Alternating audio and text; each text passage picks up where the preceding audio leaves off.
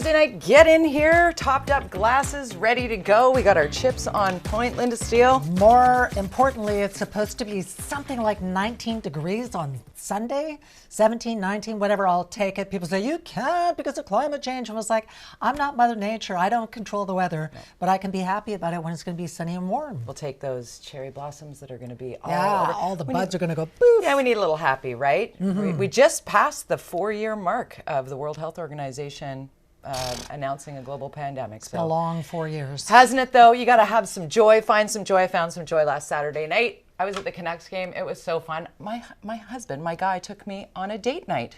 He took me out, and then I landed on the Jumbotron.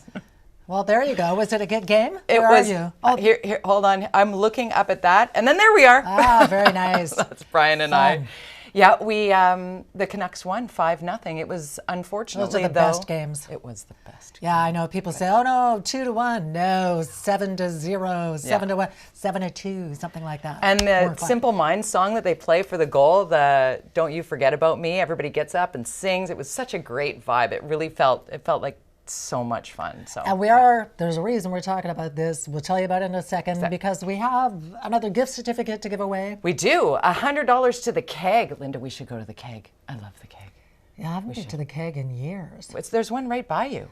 I know. Yeah. So our viewing party up for grabs, $100 CHEK gift card. Viewing party at checkmedia.ca is how you get in on it. Take a picture and also tell us where you're watching from. That's a good note to Exactly. give us. And it's a fun show. We got lots of stuff. And so connecting back to the Canucks, it's been a season. They're on a roll. A lot of people saying, hey, maybe this is the Canucks year. And Canucks fans have been through a lot. I'm looking for wood to touch when you say that every time. I'm like, come on. Don Taylor, who you all know and love, the great sports icon Don Taylor is going to join us on the show and tell us what he thinks about the psychology of Canucks fans.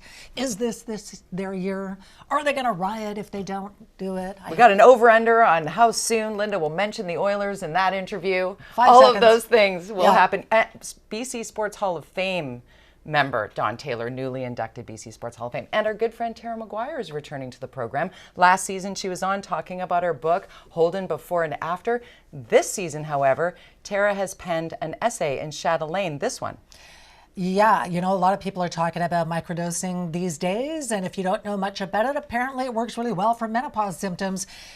She kind of did an experiment. It worked for her. She's going to walk us through the experience. Yeah, she is. She's really delving into the scientific piece of it. It's interesting. Also, we're going to talk about the Royals. Where's Kate? Who cares? Apparently the world cares. Oh my God, it's so funny how many people care. Well, the Royals have not handled this very well. You think? And so there's all kinds of speculation, big rabbit holes, the world talking about Kate Middleton more than they've ever probably talked about her before. We're going to get into it. The two of us are going to chat about what we think about it. So stay tuned for that. Right now, we got to get to the headlines.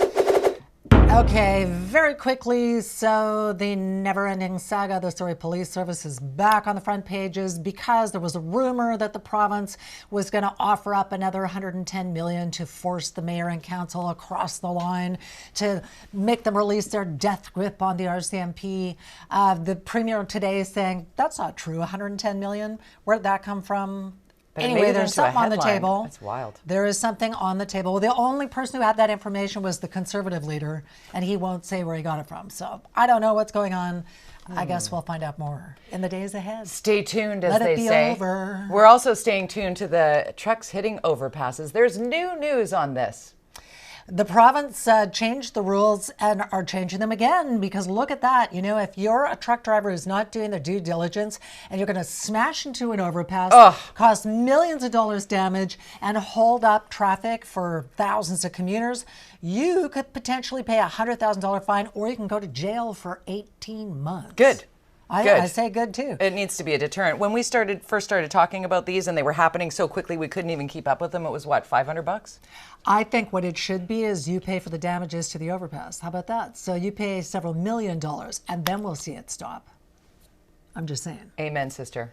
I will cheers you on that, actually. Let's make that a thing. Yeah, I'm tired of it. Here's your Thursday cheers. 65 of them in just the last couple of years. That is just nuts. Let's talk about a drug diversion. There was this huge story that Safe Supply drugs that BC has been trying to give out in order to stem the tide of deaths to fentanyl and the tainted drug supply, that these were being diverted in some way, shape, or form. Safe supply drugs were being sold by organized crime across Canada, which the Premier has said, that is not happening. Which is kind of meh, because it was the Prince George RCMP who came out, showed them all. A lot of these drugs actually had the markings from the BC Safe Supply. And of course, government doesn't want to get into that controversy. So then they came out and said, oh, there is no widespread. And now the RCMP are saying, yeah, no, not really. And I'm like, nah, well, there were some things smells like there's politics around that. Of course there is. But David Eby was saying there are things that are on that tray. Right. That aren't even part of the Safe Supply program. No, so there's the headline was really, oh, look at all this. And then, so I think you're right. I think it's politics, and then somewhere in the middle there's the RCMP would have said it if they weren't. And in fact, the officer who made the comment said this is going to get headlines because people will politicize it. Happened. That happened. Yeah.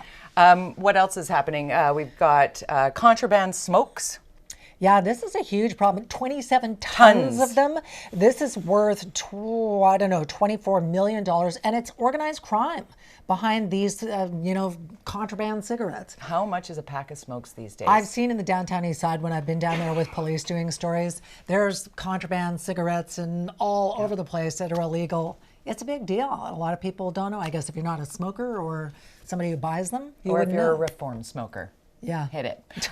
Crab Park is a thing. I actually flew over that in a helijet the other day, and it's significant. And cleaning up that space. Remember, the people who are living in Crab Park are the people who they pushed out of Strathcona Park. Yeah. And they were causing so much chaos there, and then all of a sudden, like dandelions, they popped up at Crab Park, which is federal ground. And so what they're saying is there's rats and feces and all kinds of health hazards, and they're bringing in heavy equipment to move all this crap out. There's just nowhere to go. And they're moving the homeless people, just a short distance away. But of course they're saying, oh, this is an outrage. I don't know what the answer is to that. At one point I said, well, maybe they should fence it off, put in showers, just say we give up, this is what's going to happen. And people said, oh, now you want to ghettoize them. And I was like, what? I'm trying to figure out the answer. Yeah. You can't build Was that on social media like that people that. were coming at you like that? No, that was when I was on CKNW. Oh, okay. Is that there can be no answer because it's the wrong one. It was like, well, whatever. They can't stay there either. Yeah, well, there's just no place to go.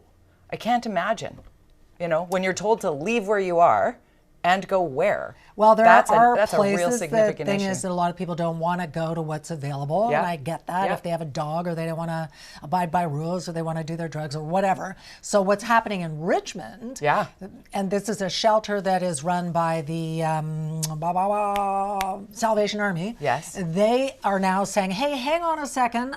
A third of all the people who are staying at the shelter are actually refugees and asylum seekers, which they're not saying that's a problem. They're saying, federal government, help, pony up some money to help us because other homeless people can't get in and use the shelter. It is a massive issue. How are we going to resolve this? The pressure needs to be on all levels of government to try and make some change because certain types of construction happen very, very quickly, and the others that don't have a lot of profit attached to them don't get built quite so fast. So the investment needs to be real, and it needs to be at the federal level, which is what changed things originally. And I would argue, like the province has spent billions in the past couple of years buying hotels, and so you can't say they're not doing anything. No. You can argue they're not doing the right thing, or they're not doing it fast enough, or maybe they're not spending enough, but they are doing something. It just is never what people want. Right. And post-pandemic or endemic, there are so many people who were one paycheck away from being homeless, and here we are.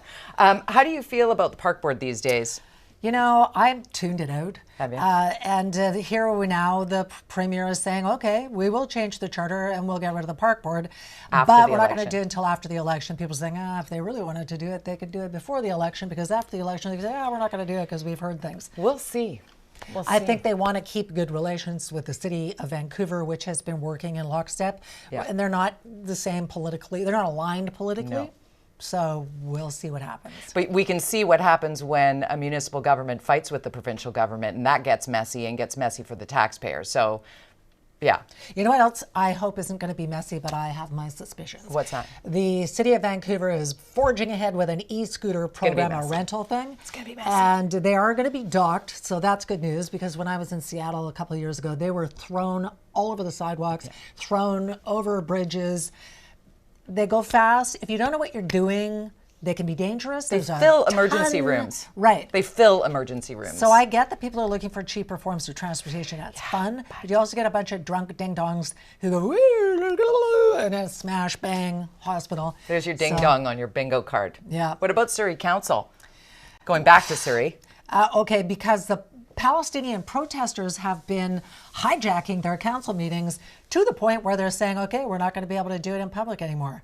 And that's a shame, because I don't know. I know the protesters are deeply frustrated and freaked out. But make way for Surrey public. Council can do nothing about what's going on in Israel with the war with Hamas.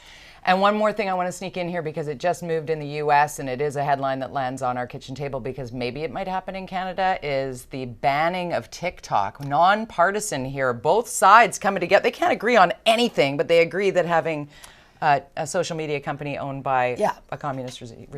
Donald Trump, when he was president, said, I'm going to ban TikTok. And now that he's running against Biden, I wouldn't ban TikTok. And so whatever. I don't use TikTok. I don't have enough time in the day for all the apps and everything. So we'll see where that goes. I do, because I follow my kid on TikTok, so I know what he's doing. Mm-hmm. Later on the show, treating menopause with microdosing. It's happening. And up next, the fans are all fired up. Is this year the Canucks finally host the Cup? And what happens if they don't? Sports legend Don Taylor is in next. Oh, I can't wait to talk with Don. And I can't wait to show our viewing party. Let's go. Al and Annette in North Van. Hello. Annette and Molly, thanks for sending in a photo. And we've got Bridget in Campbell River. Hi, Bridget. And Carol in Vancouver. Thanks all for watching. That's right. Up for grabs. We got a $100 gift card for the CHEK from the BCRFA. You can get in on it for next week. Viewing party at checkmedia.ca.